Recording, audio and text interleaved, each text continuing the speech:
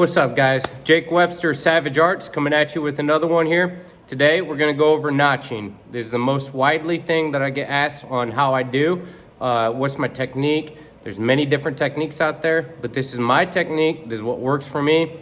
A lot of other guys do it as well, but some guys use punch notching for their notching, indirect.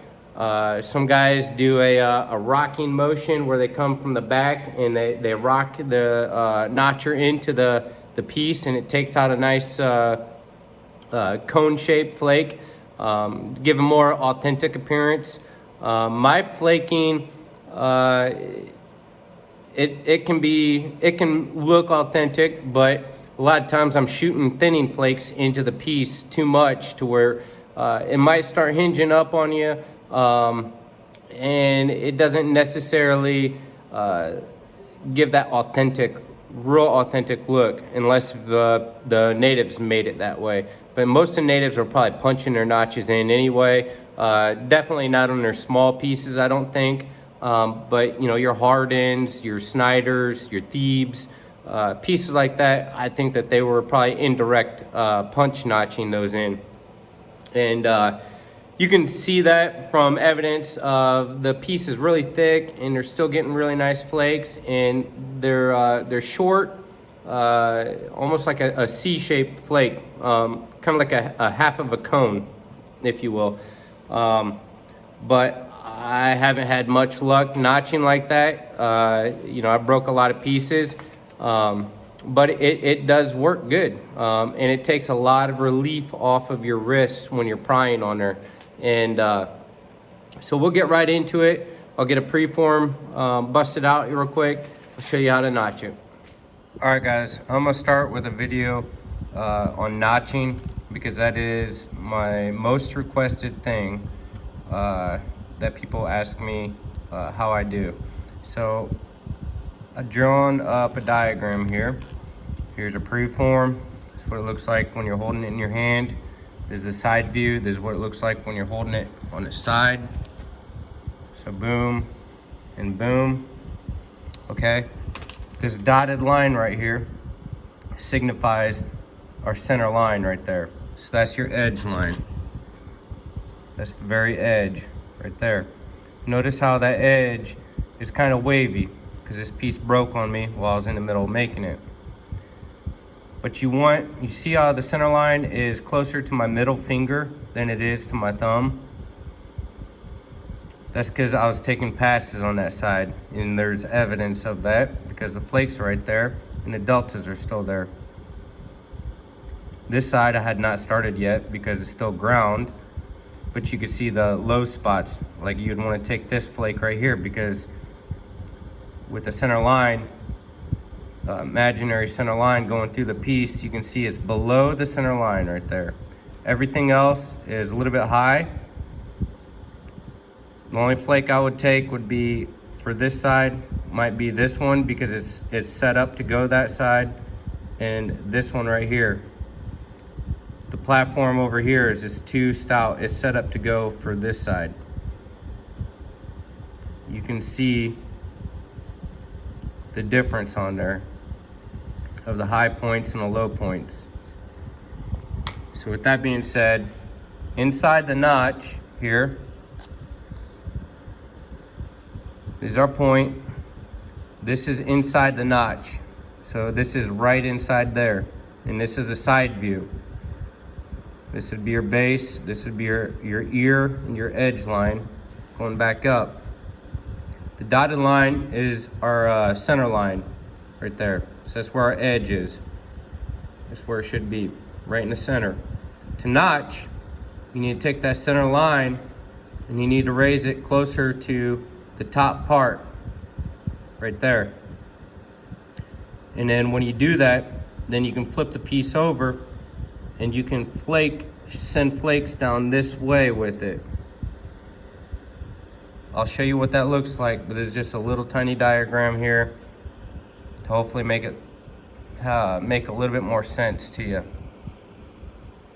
All right, guys, so we got a preform made out here. This is a piece of some really nice translucent novaculite here.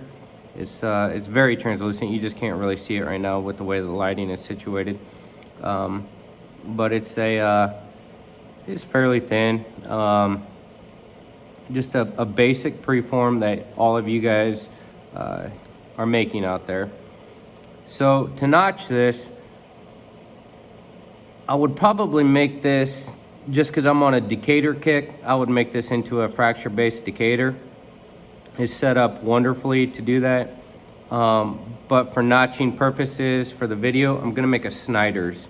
I think that that's the best thing that I can make to kind of show you guys my notching technique, because the notches are a little bit wider. So the first thing we're gonna do is I'm gonna take my pencil and I'm gonna draw in a rough drawing of what I want. So Snyder has kind of a hook to it, that Hopewell look.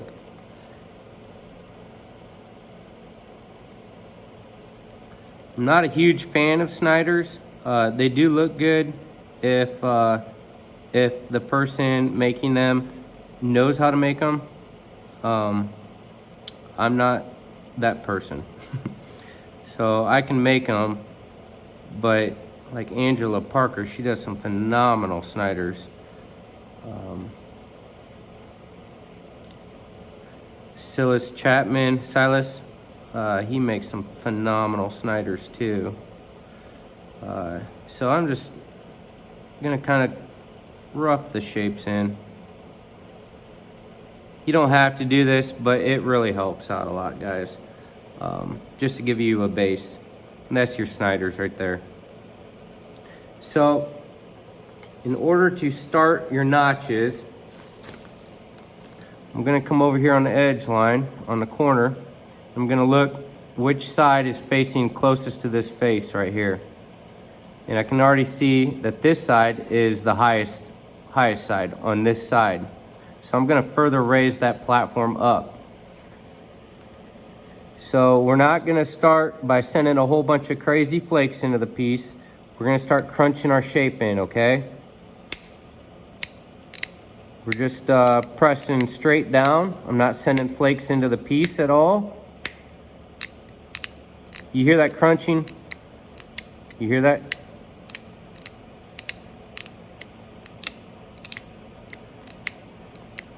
That's what doesn't belong. So I'm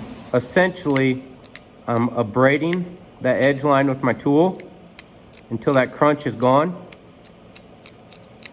You can kind of hear it a little bit still yet. So we're gonna kind of kick that back until it's solid, more solid sounding. We're shaping and we're abrading at the same time. So you hear how it's stopped. What that did,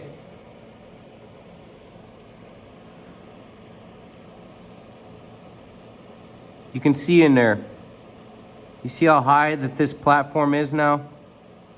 It's really close to, if the camera will focus, it's really close to this face right here now. It's not in the center of the piece. The center of the piece would be about right in here. And you can see it's significantly higher than that. This would be the bottom of the piece down there.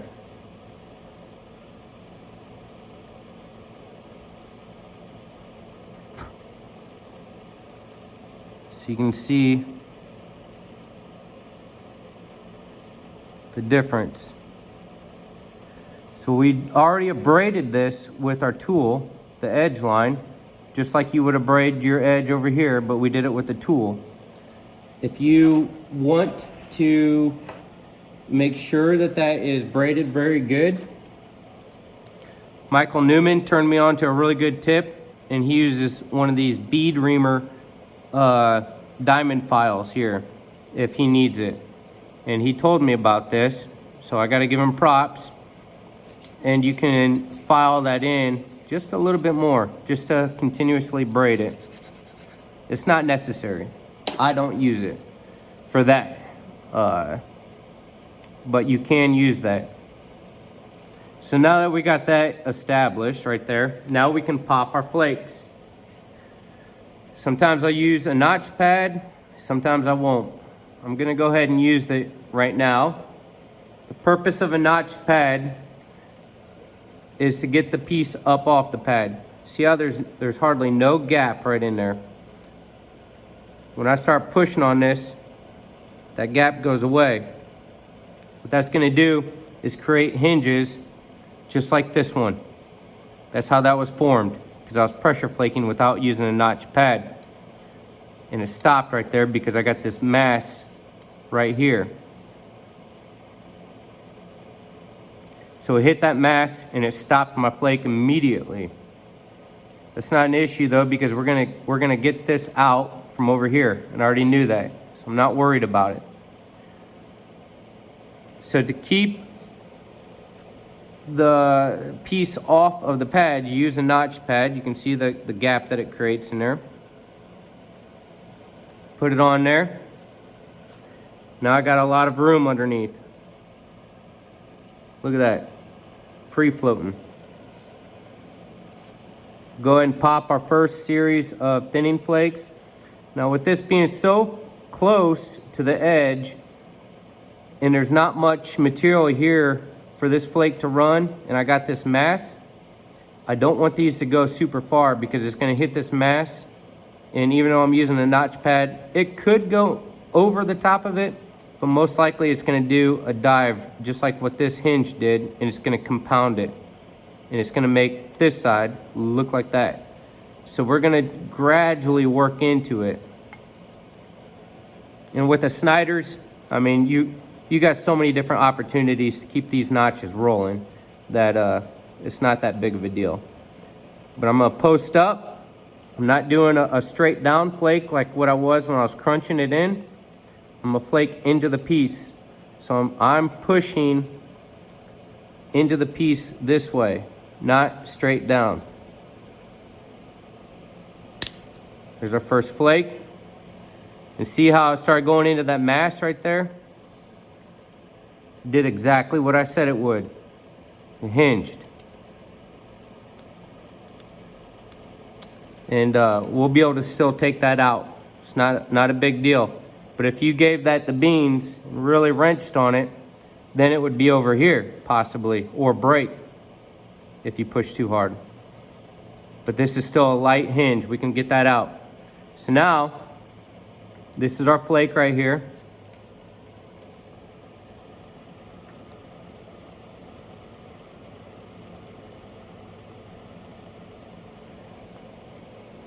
That's our flake. Notice we have a delta here and a delta right here. We have two. See them? Right there, right there. We're gonna use those as thinning flakes as well. So pop this one. Shot it all the way over here.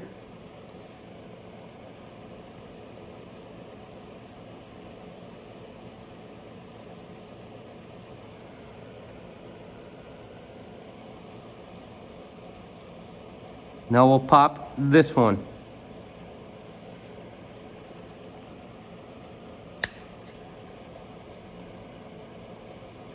And this is going in a deficit, so that's why it didn't want to travel very far.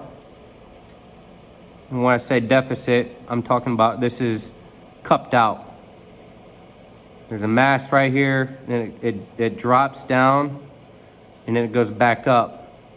So essentially my angle is shooting straight into the rock, as opposed to trying to skim the flake over the top and take out some of that mass. But we're gonna get this from this side, so we're not worried about that. I probably should have started with this flake, or this notch first to address this. But I mean, at this stage, it does not matter. I'm gonna take the notch pad off to avoid any unnecessary breakage, because I have better control without it. We're gonna go ahead, we're gonna clean all of this up right here. All of these deltas.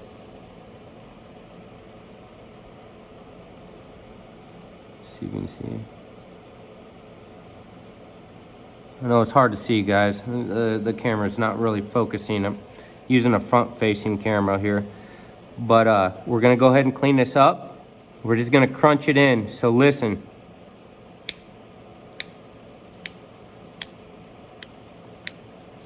Those are residual flakes from the deltas still.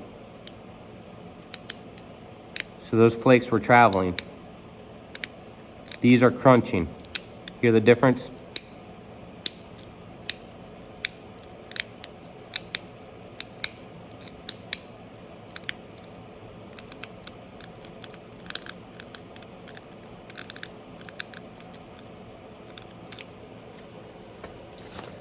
See, I'm just kind of brushing it lightly but firmly until I get solid. Once it's solid again, look what we got.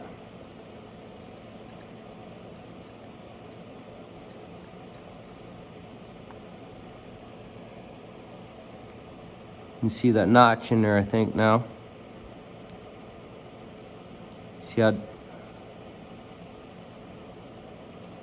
it disappears on that face right there? That tells me that it's all the way up to the top. See how it has a slope? That's what you're looking for. You're creating a platform right in there.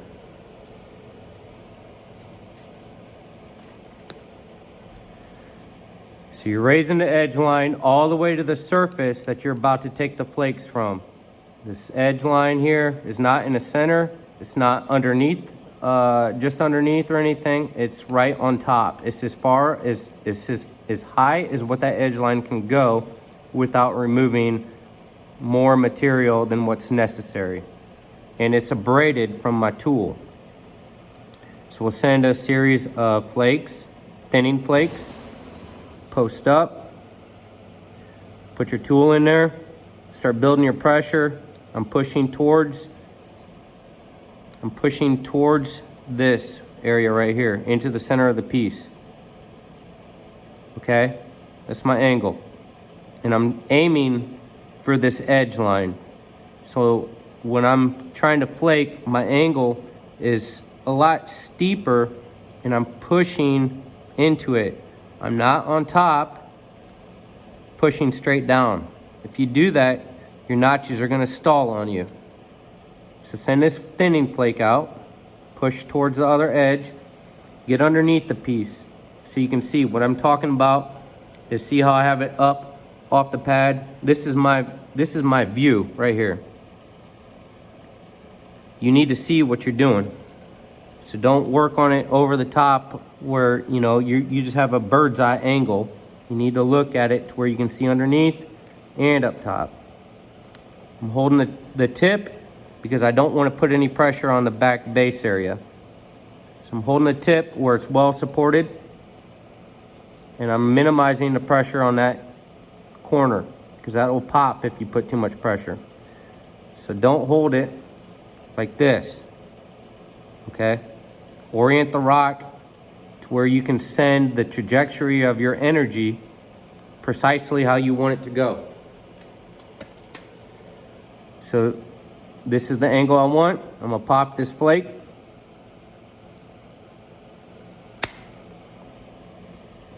This is what we got. Always start with your middle flake. There's a few exceptions, but you always wanna usually start with that middle flake. It's the safest, okay? You can really wrench on it and maximize where that flake goes. If I started on this area and I was really pushing, I could pop that ear. If I started on this area, I could pop the base. Because now I don't have to push as hard on this area or this area because I've already got a deficit right here from the bulb of percussion or a pressure flake to where there's a wonderful ridge right here. That flake is going to take less pressure to remove because we've relieved this flake right here. So there's less material to be pushing through. So notice I'm orienting the rock or the point so that it's right in line with how I want to be pushing. When we took that first flake, I had it at an angle like this because that's the way that I wanted to push. That, to me, is straight on. It may not look like that in the camera angle, but to me, this is where I'm at, to where I'm straight pushing in. Now, I'll orient it a little bit. Be cognizant of this back end. If you have to, just pull it off of the notch area right there altogether, just like that. Or you can work with it like this. Or don't even use a notch pad, and you can orient it however you need to. If you got to do something like that,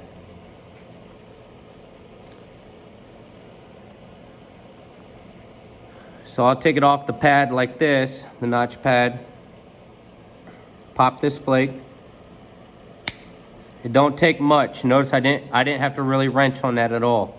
I didn't want to, because I don't want to risk breaking the base. That flake traveled right through here. You can see some of our pencil marks still there.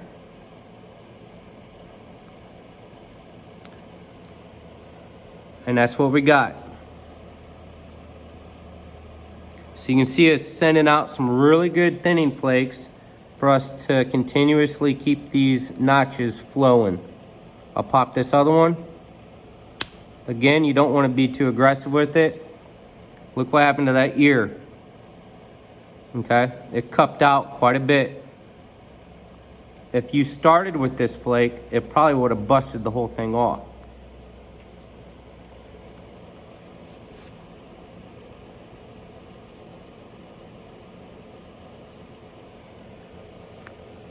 Those are our 3 flakes. Usually only takes 3 thinners. I'm gonna dress this up here, the notch or the ear, because that's so thin and delicate. You can see how needle sharp that is. If I were to have that on there, it's an unnecessary risk, because if I rock this in the pad and just that little bit snags, just that tip could break off. But sometimes it'll catch and this whole thing right here will pop. So now you're losing all that width. So instead of risking that,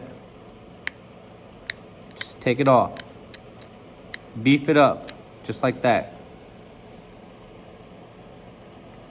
Crisis avoided. We'll go through here, we'll remove our deltas.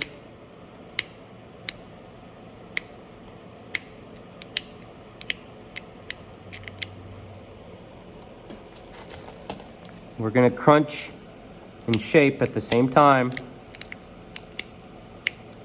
No need to send out an additional flake at this point, unless if you have a residual delta that does require it, but I don't. So I'm just gonna crunch it in. This is how you avoid stalling your notches, guys. You just do this, repeat that times however far you want to go in.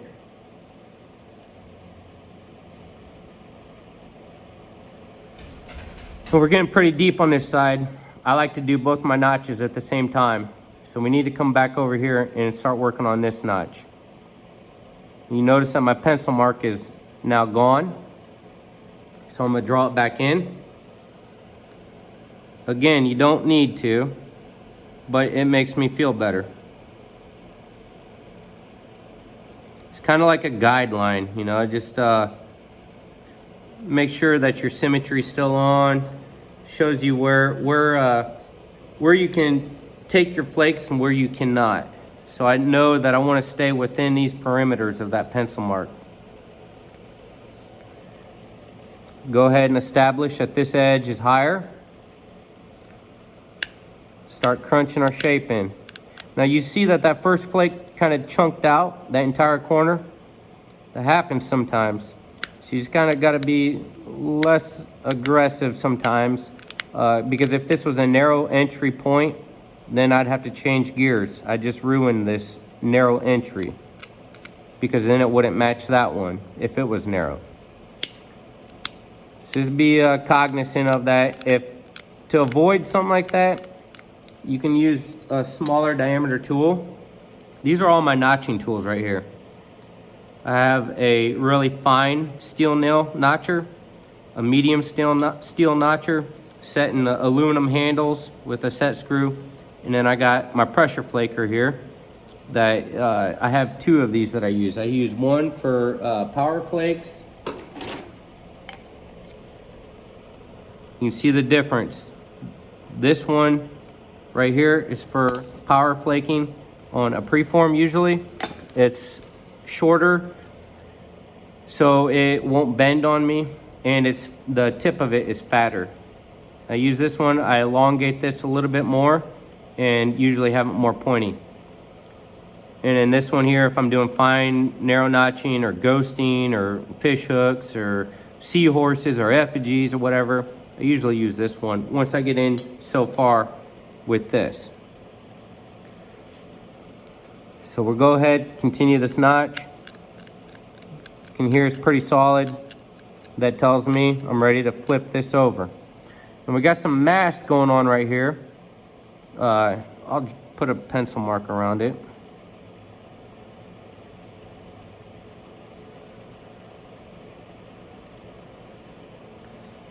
Right there. You can't really see in a camera, but if you were holding this piece, this is a eyesore. We don't want this at all. So we're gonna go ahead and take that out, but not yet. Not yet. I'm not gonna try to send these flakes into there yet. Reason being is it would take way too much pressure on this piece for me to shoot this flake into that right now, and it still might hinge on me because the tail end of the energy is already getting petered out right in around in here. Yeah, it could go all the way through, but why take that risk? Why not get it on the next pass that we do when we're already in pretty deep? So we're gonna just kind of avoid that situation.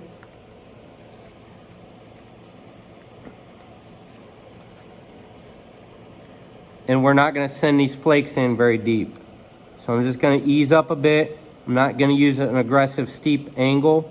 I'm gonna come over the top, but instead of going straight down, I'm gonna push into the stone still yet a little bit more.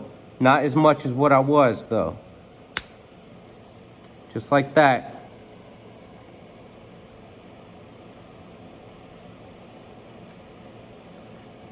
Here's our flake. It just touched in there and hinged. I mean, granted, it's a small hinge, but if we were really aggressive, we ran the risk of digging that in deeper, and then we wouldn't have any avenue to get into it next time. Now we still have an approach to get in there. Kind of like building a ramp up to it.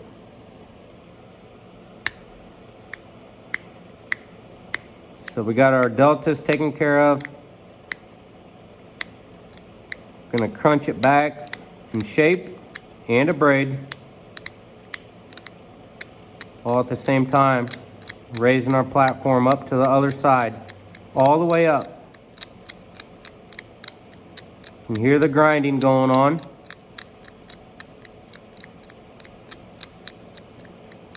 Here we go, she's ground.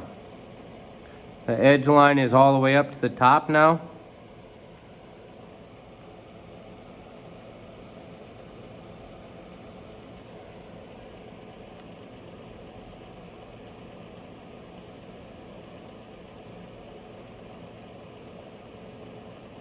And there's a really nice slope right here. Slopes down. It's not a cliff.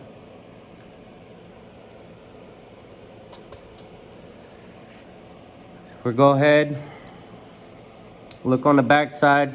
We got these hinges here to contend with right here. That's gonna eat up some energy. Okay? And we're all the way up to the surface, so we don't wanna aggravate this situation right here. So we're gonna do the same exact thing we did on this side. We're just gonna, I'm losing my grip. If you're losing your grip like that, stop what you're doing and dress your tool. I'm gonna pull my nail out just a little bit too. Dress your tool up. This is just like when you do this, take a file to it, just like chalking a pool stick.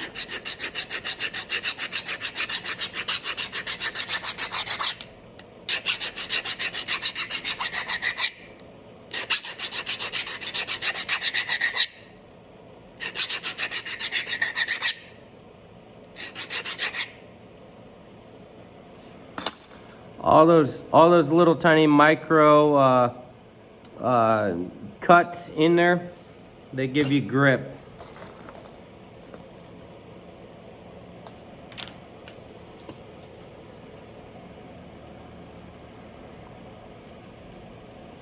I'm gonna do it with this without the pad. The pad's not really necessary for me at this point.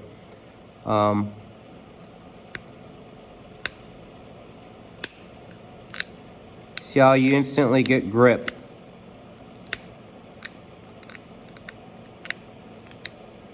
Tool was slipping before. All I did was just sharpen it up and put those micro abrasions on the copper.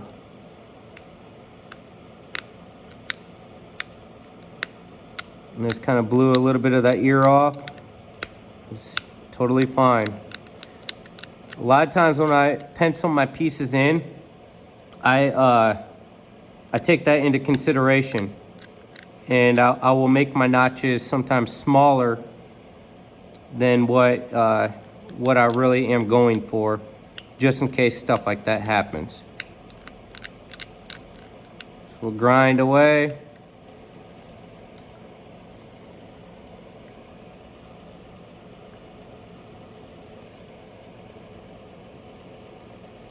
So our edge line.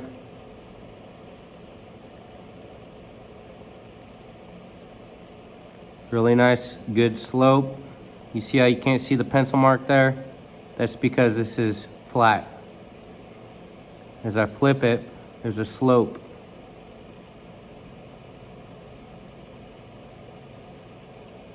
Those platforms that you're creating are what you need to continuously keep these notches running.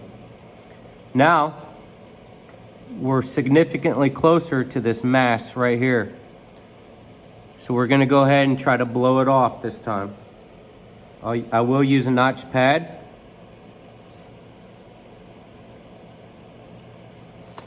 I'm gonna post up because I want a deep gouging flake. I want this to, this flake should go all the way up over into here.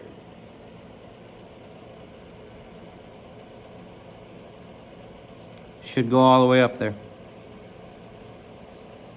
As long as that thick spot doesn't stop my energy dead in the tracks. Another thing you can do, if you know you got a situation like that, give this a back spin. Create a back lip on there. What that's doing is beefing up the edge line here, but it's rolling the edge, so it's not perfectly flat. You know, you got your, let's see if I can do this. Maybe like that. You got your slope right there that's coming right up to a flat edge. That's your face. So my top hand is the top of the face. My curled hand is the notch. What that does when you put that backspin is it kind of bends, hands cramping.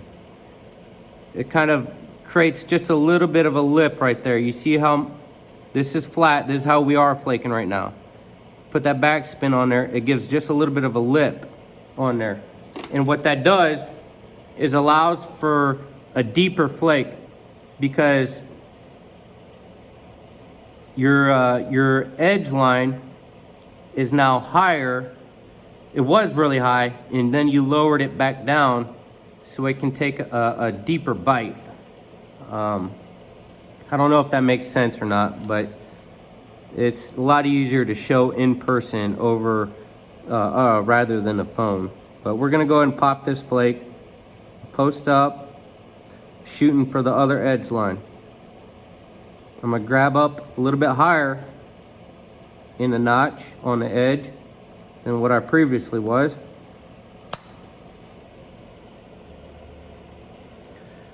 And that's a good flake. Look at all these little tiny dudes.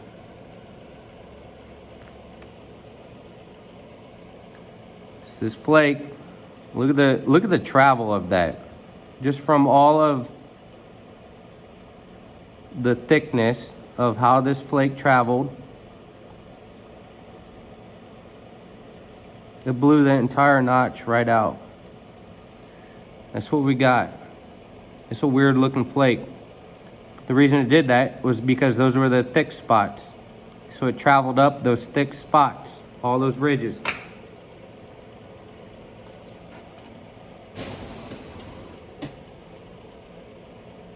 So we'll go ahead and pop this delta. I'm gonna be kind of aggressive with that.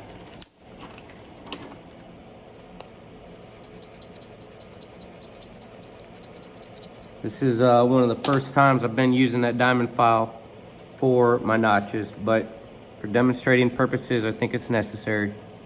So we're gonna go ahead and try to pop this area right here off.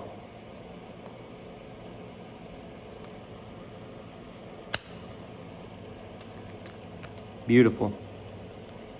Gorgeous.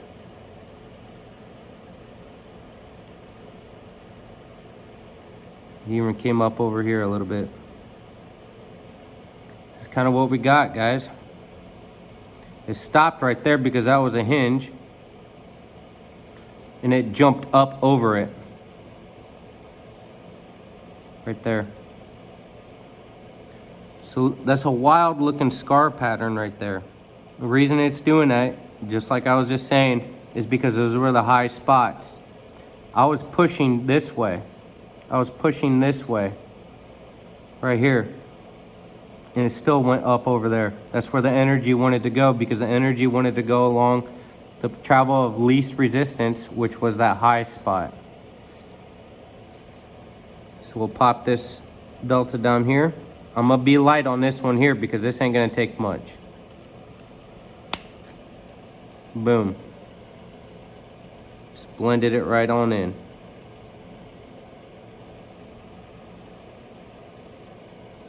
So now we can crunch our shape back in.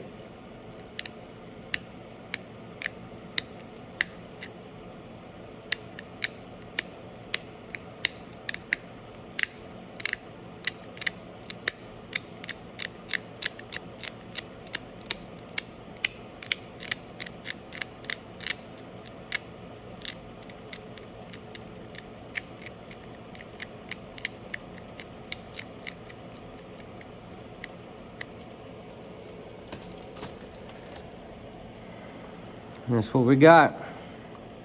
Notice the notch is widened out a lot more than the other one, and we'll fix that. You know, your old abraders that you guys got laying around like this, little pieces, you can use those. Get them in there. Just be careful you don't get in here and push up against your corners or your ears or your base, because you'll pop them right off. So really be careful about that. I know I said we were abrading with our tool, but to actually abrade in there, it don't hurt a dang thing. Go ahead and take another series. Now notice our notch is a lot wider now, so I might have to take, 4 to 6 flakes instead of the standard 3.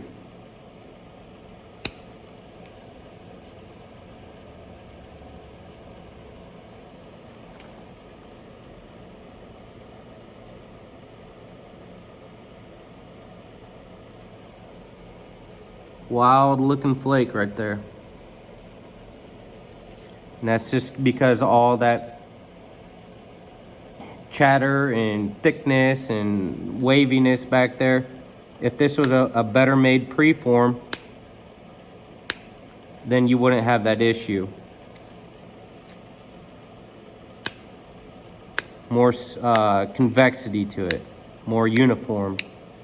Wouldn't be such a big issue. So there's what we got.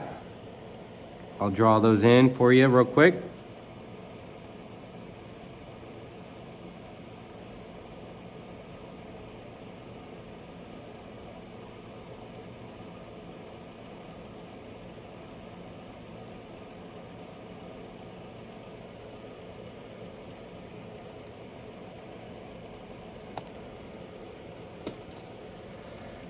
You can see all those little micro flakes.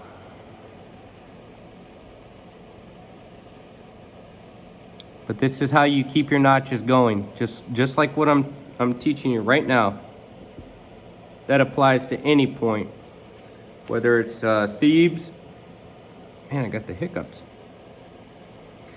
Whether it be a thieves, a harden, a narrow entry corner notch, side notch, cahokia, a ghost point, any of it. This is how I do every notch that I do. Unless if I'm trying to do indirect or punch, which is really not a big difference with indirect notching versus punch notching. It's really the same thing. Notice how I'm just brushing it.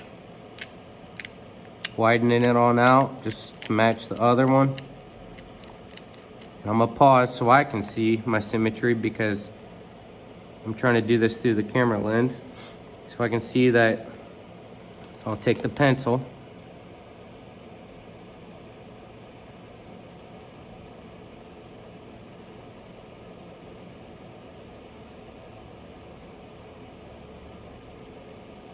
It tells me that that's pretty much what I need to remove to match the other one.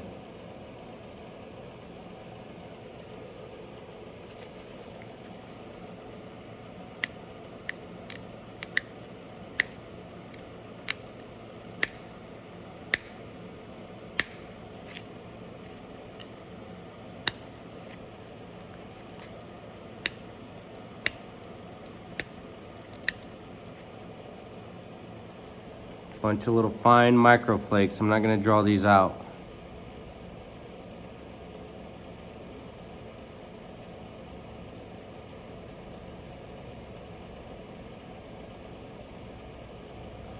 It still looks a little bit wider. One thing you can do, if I'm chipping outside, is I hold this up to the sky. I look for the clearest area with no clouds or anything. And I hold my point up to the sky and silhouette it. And that really, really, really helps you out to see your symmetry a lot better. I'm chipping in the basement right now, and it's kind of hard for me to, utilize the light and stuff that I have here to really see that. The symmetry versus holding it up to the sky. So you really have to have a black and white, so to speak, contrast to really visualize the symmetry. I think it just plays tricks with your eyes otherwise. I don't know. But I'm gonna go ahead and continue to shape this. Not really sending any flakes. You can see my notches are pretty much done. So I'm just doing some micro fine tuning to make it look more symmetrical. Some guys will leave their notches just like that, like this one. You can see the difference. You can see this one here looks really fine and precise. And this one over here, you can see it's still got issues with it. Guys, go ahead and take the time, with a little bit of extra time, to take all those micro issues off. It'll make your points look a lot better. And you've already came this far, why not? Why not do that? Take the extra time, step. If you can't see it because your eyesight is kind of bad, that's fine. You could just run your pressure flaker over it, and if an area sticks out to you, you'll notice it more after you get all the crispy edge off.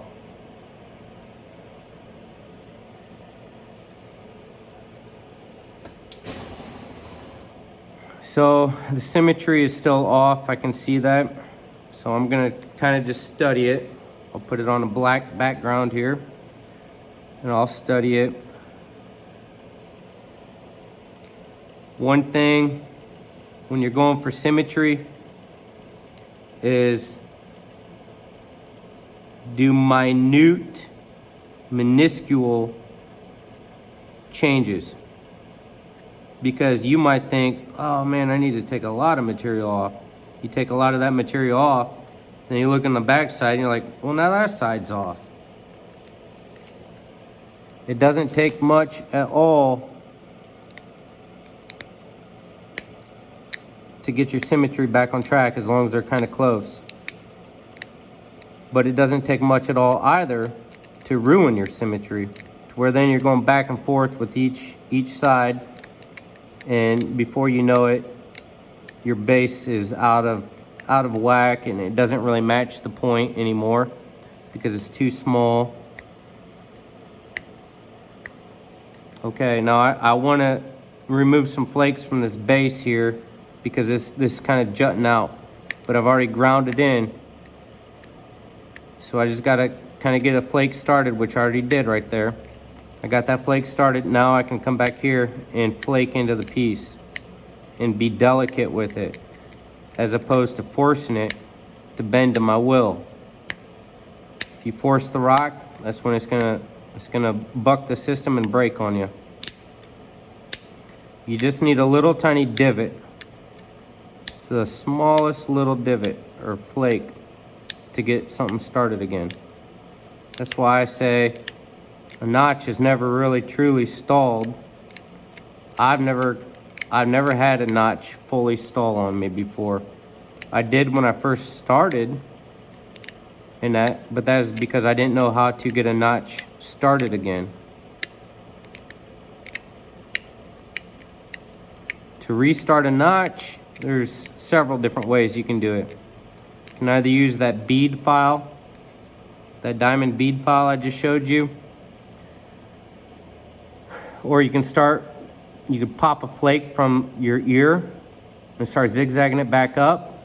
You can pop a flake from your base and start zigzagging it back up, or sharpen your tools up and go to that stubborn area and really try to go back and get it restarted.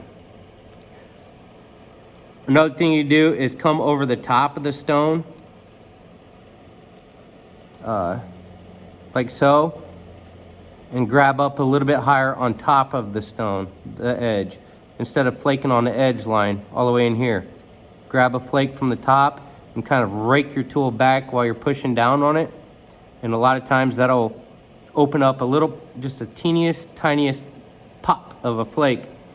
And then once you get that little pop, you flip it over, put your tool right in there, make sure it's ground a little bit, and then boom, you're started again.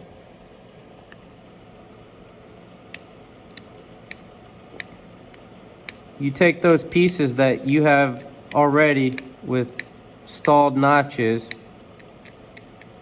and apply what I just said and watch what happens. Don't be afraid to break the piece. If the piece isn't how you want it, then consider it broke already. You need to be able to keep on going on these pieces until they're what you want. That's how you jump into a new dimension of your flint knapping career. Don't be afraid to break them, guys. That's probably the biggest advice I could give you. Don't be afraid to break them. A lot of guys just settle on their pieces because, well, it's good enough. Well, it's not good enough. You know, if we're going for art and you want to get to that next level, you got to push those limits. You got to push yourself.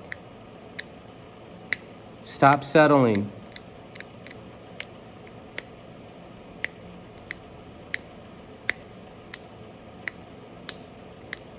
We're all guilty of it. I do it too. So, but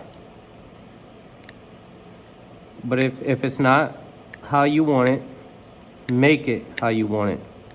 And if it breaks, then try to learn from it. That's one of the biggest frustrations that I have with seeing some guys chip, and it's not like oh, I'm mad at you frustration or anything like that. It's just you see that they have such great potential if they just applied it and went for it. You just want to grab them and just say, come on, man, you know, just hit the dang thing. It's just a rock. I understand you have time invested in it, but what's going to look better? You know, a rock that has time invested in it and is made how you want, and you can see that they took time and pride and care in it, versus well, it's just good enough, you know, it just survived. You don't want to be making those, well, it just survived piece. You know, that doesn't turn heads. Everybody makes subpar pieces, you know, everybody does. And you know, that's fine every once in a while, but man, when you got a good piece and do you really want to, you know, good piece of material, hang on to those and practice on your other pieces. And when you got that good piece, man, just take your time with it and really study it and make it how you want it. You know, if it's a piece of, you know, like Naviculate like this, I'll make a subpar piece all day long if I get bored with it and just call it quits. But you see how I'm going on that tail, the base? You don't have to do that, but I'm going to. I keep on flipping it over, because every time you flip it over, there's new deltas, new edge lines that make it to where it doesn't appear as straight as what it could be. So I'm just taking these micro flakes, basically grinding it, and I'm getting it to where the edge is super straight, to where it looks like a machine made it. That's one of the biggest compliments you can get, when somebody comments on your point and they say, oh, that's too good, machine made it. And you know, I've had those comments before, and it makes you feel good, because you know that you made that. And whether they're being facetious or serious, it doesn't matter, because in their eyes, it's too perfect. Too perfect for a dude to make, or a woman. And that's a good compliment. So once I get that done, established, then I kind of just rake it with a brader, just to kind of solidify the straight edge. And you get something like that.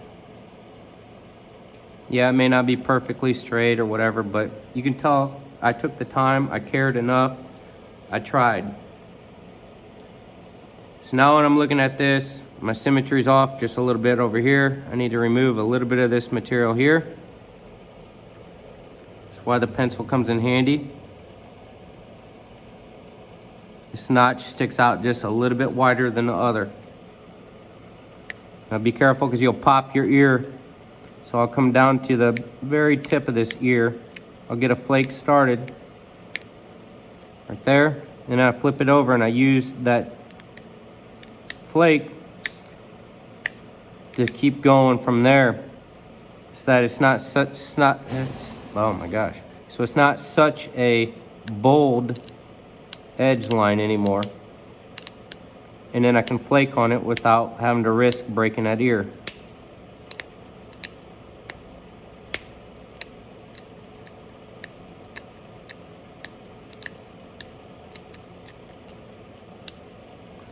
And then you can go on and you can clean up your edge line and do all that stuff.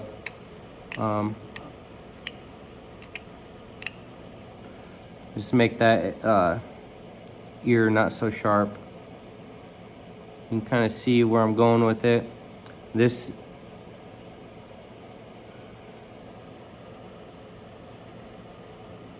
I think that looks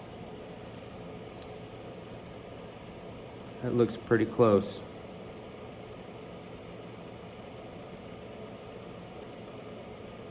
One thing I'm gonna do to change this notch here has more of a C shape all the way around. This notch has a C shape and then it goes straight. Just very, very slight, subtle, you know the word.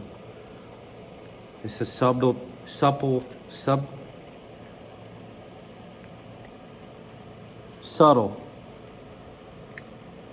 That's the word. A subtle thing. So I'm taking these micro bites in there, small bites. Notice I started right here in the middle, because if I start at the tip, then it wouldn't really change much of the trajectory.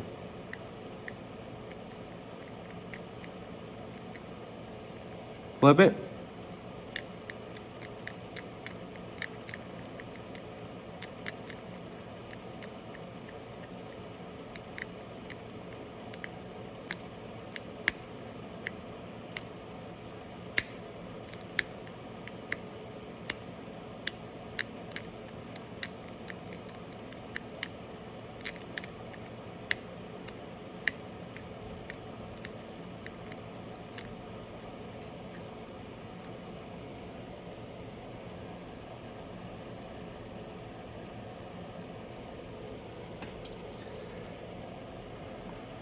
Much better, much better.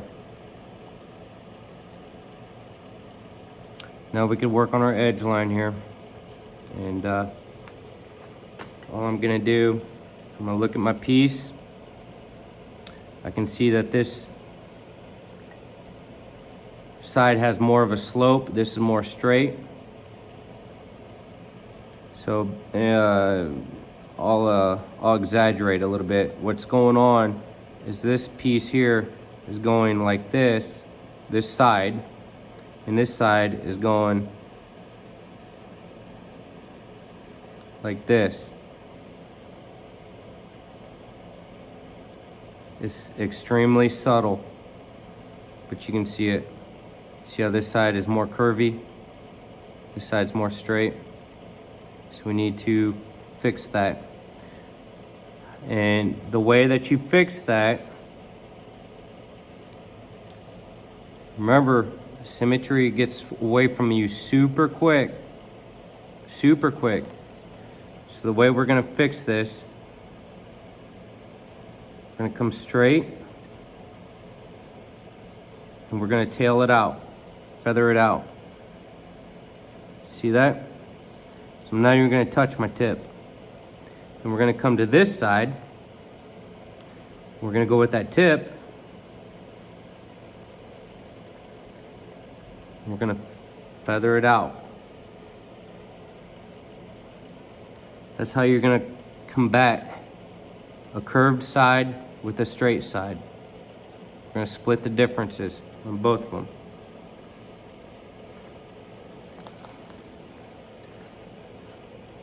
Take my braider. Slightly abrade.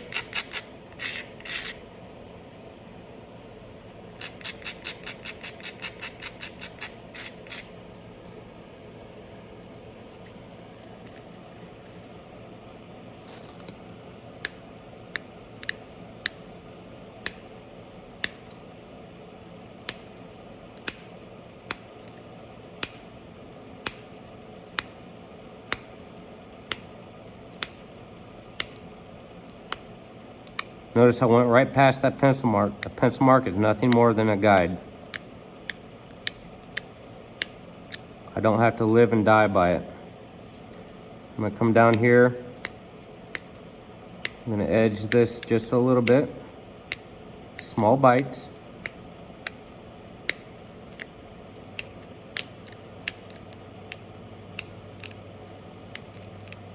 Very small bites on this tip. Just kind of crush it in if you can.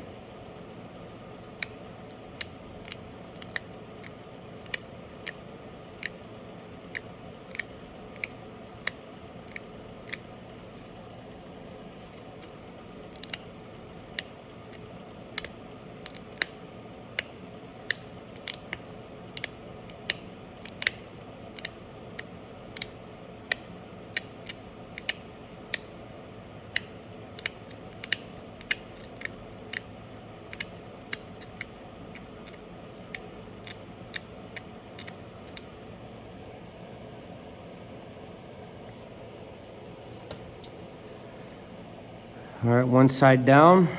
Let's do this other side. Now I got my fat side right here. So I'm gonna flake down on this side, raise my platform so I can take a series of passes if I have to on that side.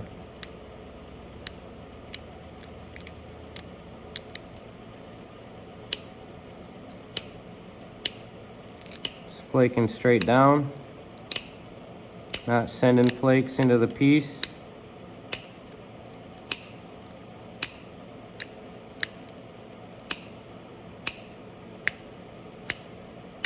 This is also straightening your edge line up too.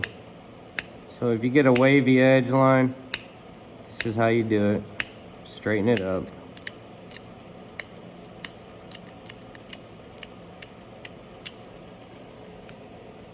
All right, and there's the first pass. You can still see we still got wonky junk over here, but we still got our pencil mark there too. Tells us we didn't go far enough in, but I didn't want to go too far at first. Now I'm going to set this up so I can take a series of flakes that I will send into the piece. Get your notch pad out. I like to work with it like this. Look underneath. Look at what happened. Take your next flake, look what happened.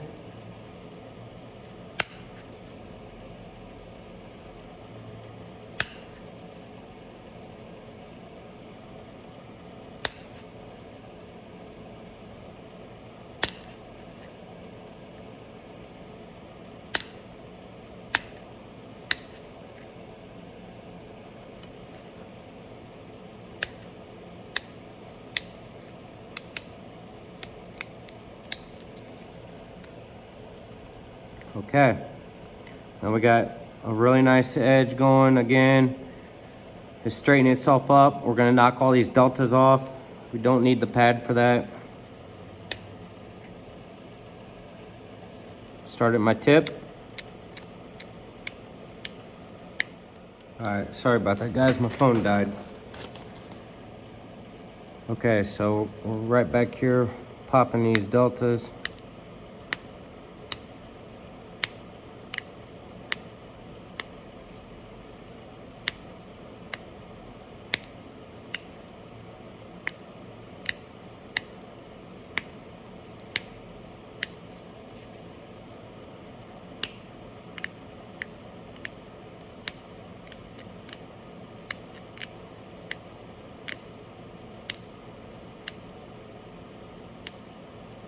Be careful on that ear.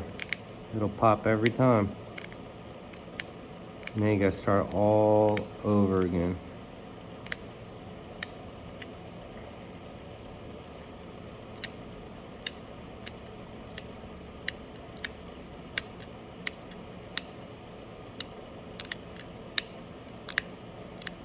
Those micro serrations that we're putting in there. Yowza. Edge is getting pretty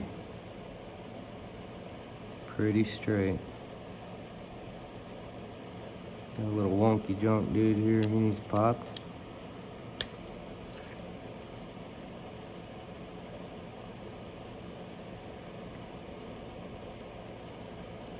Looking at it, yep, it's still got a curve to it.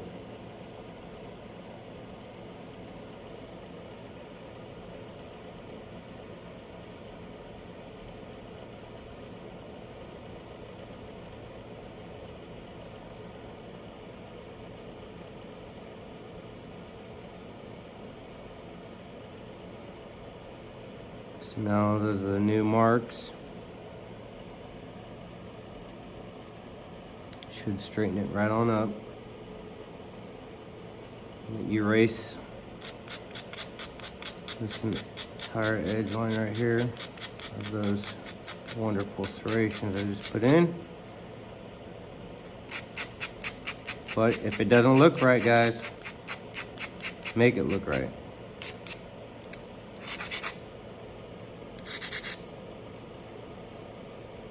You'll be much more happier with your work.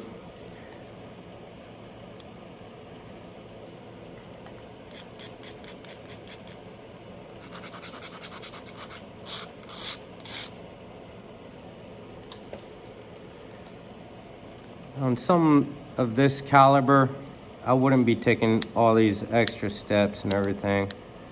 I do this for, you know, a flint ridge dovetail or something like that. Typically. Reason being is because these points right here, honestly, the main reason is because they just don't really sell all that well.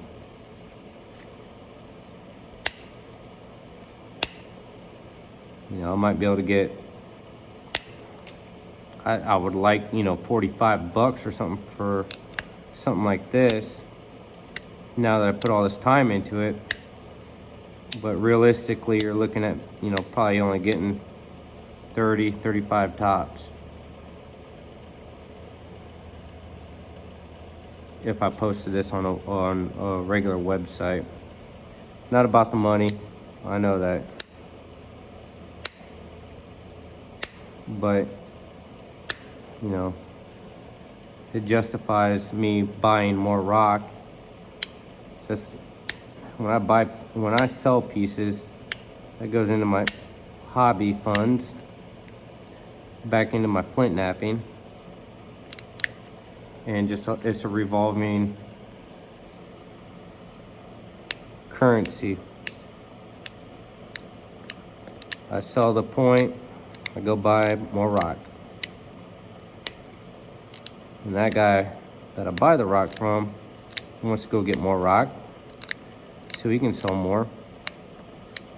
And then it gets sold to another napper who might need tools.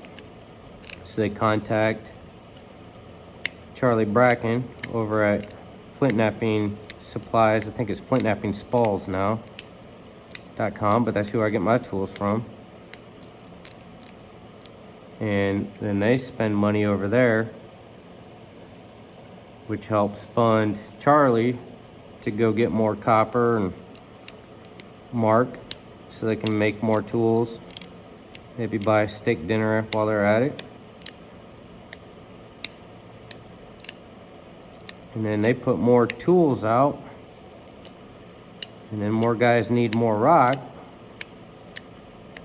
And then they sell their points. It's just a revolving door. So think of it that way. When you're buying a point from a guy, or you're buying rock, or you're buying tools, it all comes right back into the flint knapping world. I would say 7 to 8 times out of 10. Goes right back into everybody else's pockets, including your own.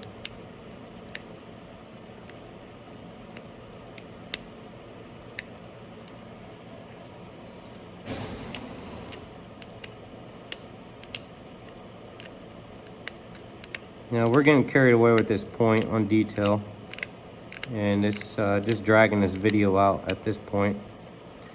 But you can see what I did to notch this piece. Like I said, you know, that translates into anything and everything that you could ever want to notch. If you don't want to notch underneath like how I do, there's other videos out there for you. Like I said, some guys will take the piece or their flaker and they have it in their hand, they hold it backwards. To me, it's backwards. and they'll put it in the notch like so, and then they give pressure from the heel of their palm, and then they rock it back, and when they do that, it takes out a little divot. I know Roy Miller and Ed Moreland, I think Chris Miller, there's a few other guys that do it that way. And they make phenomenal pieces. I mean, phenomenal pieces. I tried it. I just couldn't really get the hang of it. That doesn't mean I don't go back to it every once in a while to try it. Maybe this time will be different.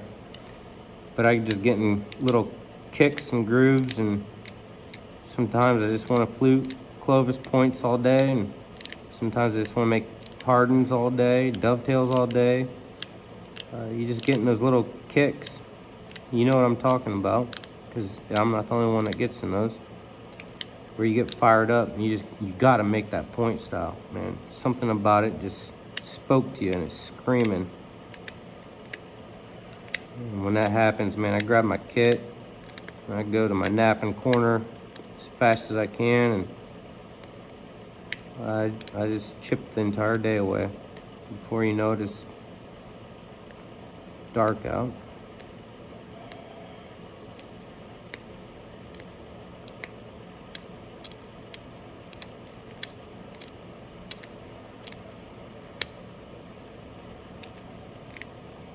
Anyhow, look at how much better that piece looks now. It's still got a slight curve to it, but it's not very noticeable.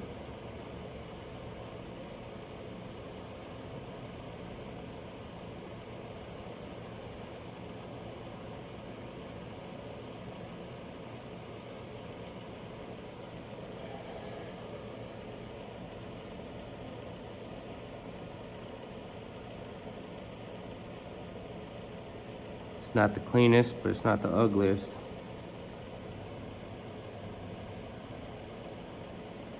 So I'm gonna turn it off for now, guys. There's no need for me to go do another pass on that. You guys get the gist of it, and we can go from there. Thanks for watching, guys. Hey, like this video if it helped you. Like the video if it helped you. Comment if it helped you. Comment if there's other things you want to see other than just notching. If there's something special or in particular you want to see, that's what I'm here for. That's what I'm doing. That's why I created this channel, to help you, the viewers, help you, the flint nappers.